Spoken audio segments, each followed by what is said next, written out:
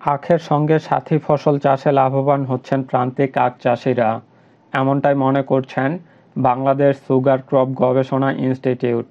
আধুনিক প্রযুক্তিতে লাভজনকভাবে আখের সঙ্গে সাথী ফসল চাষাবাদ শীর্ষক মাঠ দিবস অনুষ্ঠানে এসব কথা জানান বাংলাদেশ সুগার ক্রপ গবেষণা ইনস্টিটিউটের মহাপরিচালক ডক্টর কবির উদ্দিন আহমেদ।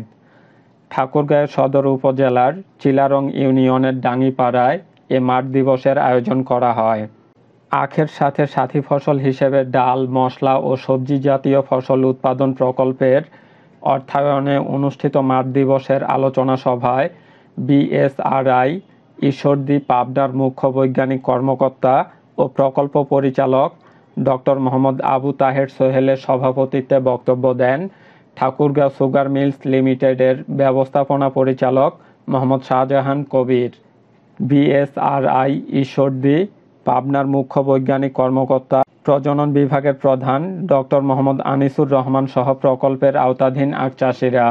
আখ দীর্ঘমেয়াদী ফসল হওয়ায় আখের সঙ্গে সাথী ফসল আবাদ করে প্রান্তিক পর্যায়ে লাভবান হচ্ছেন বলে জানান আখ চাষিরা। পাশাপাশি সরকারের ভর্তুকি বাড়ানোর দাবিও জানান তারা। কিন্তু আখ একটা দীর্ঘমেয়াদী ফসল, এই জন্য মানুষ আখের আবাদ থেকে সরে যাচ্ছে। কিন্তু আখের সাথে যে সাথী ফসল করা যায়, এটা আমাদের অভিজ্ঞতা খুব কমই ছিল।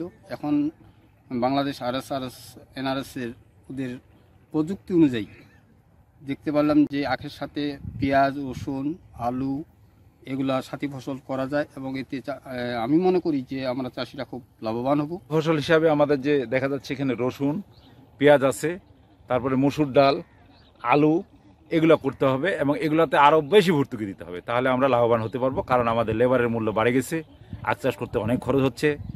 এই খরচে যে ভর্তুকি দেয় তাতে আমাদের পোষায় না। সরকারের কাছে আমাদের অনুরোধ, সরকার যেন আমাদের এগুলো ভর্তুকি একটু বাড়ায়। আমি দীর্ঘদিন থেকে এই আখের সাথে সম্পৃক্ততা, ইনশাল্লাহ খুব সন্তুষ্টজনক। সাথী ফল হিসাবে পেঁয়াজ, রসুন, মসুর ডাল এবং আলু এবং আখে আপনারা দেখতে পাচ্ছেন, আখও আমাদের বেশ সুন্দর আশাব্যঞ্জক আমাদের আখ হয়েছে। আর মানুষের আর্থ-সামাজিক উন্নয়ন ও পুষ্টির চাহিদা বৃদ্ধি করতে আখের সাথে সাথী ফসল হিসেবে ডাল, মশলা ও সবজি জাতীয় ফসল উৎপাদনের উপর জোর দেন প্রকল্পের এই কর্মকর্তা। ঠাকুরগাঁও চিনিকলের আওতাধীন কৃষকের জমিতে চিলারং গ্রামে আমরা এসেছি।